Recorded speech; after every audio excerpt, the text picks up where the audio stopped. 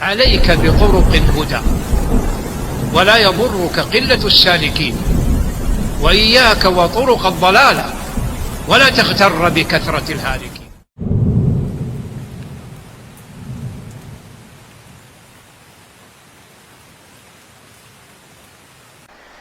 وقوله سبحانه وتعالى: فإني قريب أجيب دعوة الداع إذا دعان.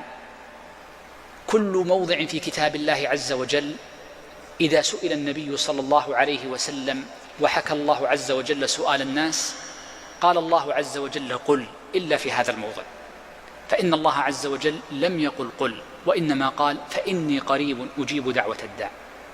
قال الشيخ تقي الدين رحمه الله تعالى: ففي هذا دليل على أن القرب قرب حقيقي حتى في تبليغ حكم الله عز وجل، فإن الله عز وجل قريب منك، فاستشعر قربه واستشعر دنوه من الآدميين وأنه يسمع دعاءك. ولذلك فإنه لا يستحب رفع الصوت بالدعاء، وإنما يسمع المرء نفسه.